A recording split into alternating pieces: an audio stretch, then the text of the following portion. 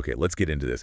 Have you ever found yourself just replaying a moment over and over, asking, what if? What if I'd done that differently? Oh, absolutely. It's such a common thing, isn't it? That little voice wondering about the paths not taken, regret, missed chances. Yeah, it feels almost universal. And what's really interesting today is we're looking at a book that takes that feeling and, well, runs with it in a really unique, almost fantastical way. Mm. We're doing a deep dive into Matt Haig's novel, The Midnight Library. We've got some great insights here from a piece called The Midnight Library, a journey through regret and hope. And our goal today, our mission, isn't just to recap the story. We really want to unpack those core ideas Haig is playing with. Right. Things like regret, possibility, mental health. And what choice even means. We're trying to figure out why this particular book struck such a chord with so many people, especially those feeling a bit lost, Definitely. Yeah. And what it might tell us about finding some peace, maybe, in the life we actually have. So to really get it, you have to start where Nora starts. Nora Seed, the protagonist. Yeah, let's set that scene. She's really hit rock bottom. I mean, completely overwhelmed. Totally. She's depressed, no job, kind of cut off from her family. And her cat just died, which is just heartbreakingly piled on top of everything else. Right. The analysis we looked at really paints a picture of someone just drowning in regret, hopelessness. To the point where she decides she can't go on. She decides to end her life. It's a really bleak place to begin. It is, which makes what happens next so striking. Right. Instead of dying, she ends up somewhere else entirely. The Midnight Library. Exactly. And it's not your typical library. It's described as this magical space kind of suspended. Between life and death. Yeah, precisely. And the really cool part, every single book on these infinite shelves, it's a different version of her life. A life based on a choice she didn't make. Any choice. Every single what if she's ever had, there's a book for it, a whole life waiting inside. It's such a brilliant idea, isn't it? So simple, but so profound. You just open a book, and boom, you're in that life. Mm-hmm. And the source we read highlights some key examples, like what if she stuck with swimming? Could she have been an Olympian? Or that pub she nearly opened with her brother? Or if she'd actually married her ex. Or even just packed up and moved to Australia like she considered. All these possibilities. And as she jumps into these lives, the analysis points out, she starts learning things. Not just about the choices, but about herself, right? Absolutely. About herself, the people around her, and how complicated regret actually is. Each life is like a lesson. Which leads to the big question hanging over everything. Will she find a life she actually wants to stay in? Is there a right life out there for her? And exploring that really gets us to one of the book's core themes, something you mentioned earlier, this idea of the illusion of regret. Yeah, this is where it gets really interesting. What she starts to realize, trying out these different lives. As if they weren't perfect either. Exactly. The grass wasn't greener. Maybe different, yes, but not necessarily better. That Olympic swimming life. Huge pressure, lost connections. And the married life. Stable, maybe, but something missing. Right. It challenges that whole idea that the life you didn't choose would have automatically fixed everything. So how does the book show it's an illusion? Because regret feels so real, so concrete, we're usually convinced that other path was the better one. Well, it shows that our regrets are often based on, half the story. We imagine this perfect outcome for the other path, but we don't see the hidden downsides, the unexpected problems that would have come with that choice. Ah, okay. So the life she didn't choose might have had its own set of struggles she couldn't have foreseen. Precisely. Or maybe the life she did choose, the one she regretted, actually shielded her from something worse. Or led her to something important, even if it was painful at the time. It makes you reconsider everything you thought you regretted. Maybe those mistakes weren't mistakes at all. Or at least not in the way you thought. It suggests our understanding is always incomplete. That's a really powerful thought, especially thinking about mental health. Which brings us to the author, Matt Haig. He's been quite open about his own struggles. Yes, he has, with depression and anxiety. And you can really feel that lived experience in the book. How does that come through? Does it make the book feel different? Immensely so. It gives it this deep layer of empathy. It's not clinical, it's not detached. It feels like it's written for people who feel lost or stuck or like they aren't worth much. Like a message of understanding. Exactly. It doesn't offer easy answers, no magic cures. But through Nora's journey, it kind of gently suggests that life is worth living, even with all its messiness.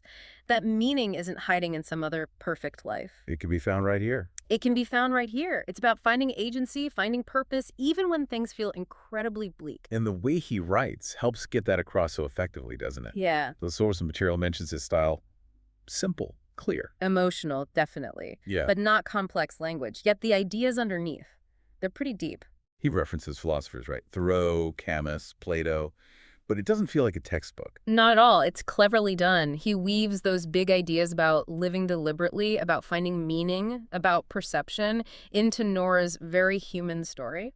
So you're absorbing these concepts without feeling lectured at. Exactly. Our analysis called the tone like a comforting friend talking you through your darkest hour. And I think that's spot on. It makes these big philosophical questions feel personal and accessible. Okay, so Nora's exploring, she's learning about regret. Mm-hmm. What about the theme of choice and acceptance? Where does her journey take her with that? Right. This is another huge piece of it. As she tries more and more lives, she starts to see a pattern Which is? that no life is perfect. Every single one, even the ones that looked amazing from the outside, had its own unique mix of joys and, well, losses, sacrifices, hardships. So there's no winning ticket, no perfect combination. It seems not, and the realization she moves towards is that maybe the goal isn't to find the perfect life or to tick every box, do everything. What is it then? It's more about fully living whatever life you have. Truly inhabiting it, appreciating it, imperfections and all. Acceptance, basically. Acceptance of the life you're in, not wishing for another one. Yeah, finding meaning in the being, not just the endless doing or choosing. And the library itself. It starts to feel like more than just a plot device, doesn't it? It's a symbol. Oh, absolutely. It's a powerful metaphor, isn't it? For second chances, obviously, but also for potential, for possibility. The idea that you can always rethink things, rewrite your story. Exactly. It's where philosophy kind of meets fantasy, a space to really think about how we construct our narratives about our own lives. And there's that quote the source highlighted, which seems to capture so much of this. Yes. You don't have to understand life. You just have to live it. That hits hard, doesn't it? Simple, but profound. It really does. It speaks to that feeling of being overwhelmed by trying to figure it all out, all the what ifs. And that relatability is definitely one of the book's biggest strengths, I think, along with the compassionate way it handles mental health. Mm-hmm. And structurally, those short chapters, they make it really easy to digest, even though the ideas are big. Keeps you hooked. Now, we should be fair. No book works for everyone. Mm-hmm. What are some of the criticisms people sometimes have? Well, some readers do find the structure a bit repetitive. Nora tries a life, it's not right, she goes back, tries another. For some, that cycle can feel like it goes on a bit long. Like the point could have been made quicker. Perhaps. And related to that, some find the ending a little predictable, maybe a touch too neat or moralistic for their taste. Okay. But is that necessarily a flaw? Well, that's the interesting thing the analysis points out. For the readers, this book seems aimed at people maybe feeling vulnerable or needing hope. That predictable, comforting ending might be exactly what they need. So it's kind of intentional. A feature, not a bug, depending on who you are. Potentially, yeah. Yeah. It can be incredibly life-affirming if you're in the right space for it. That nudge of hope the source mentioned. Which leads to maybe the most important takeaway from our source material. That the book isn't really about fixing your life. No, it's about reframing it, seeing it differently. How so? It suggests that even a seemingly small life, one without fame or fortune or grand achievements, it can still be full, meaningful, beautiful, full of love. It doesn't dismiss your regrets then. It doesn't say get over it. Not at all. It validates the feelings, but it gently suggests that maybe, just maybe, peace isn't as far away as you think it is. Maybe it's not about finding a different life, but about finding a different perspective on this one. Rediscovering the value in what you already have. Exactly. Finding agency and purpose right where you are, not in some imaginary better place. That's a powerful, almost liberating message. So summing up, if you've ever caught yourself saying, oh, if only I had... Or if you're just feeling stuck, maybe a bit lost, wondering about the value of your life. This book could genuinely offer that little bit of hope, that nudge, like you said. Yeah. It's a reminder, a gentle one, that life doesn't need to be perfect to be good, to be worth living, and that maybe peace is closer than we think. Definitely food for thought. So let's leave our listeners with this question to mull over. How might shifting your own perspective on your past choices, not changing them, just seeing them differently, empower you to find more meaning, maybe more peace, in the life you're living right now? Exactly as it is, without needing some grand change. Mm-hmm. Just looking at it through a slightly different lens, what might you discover?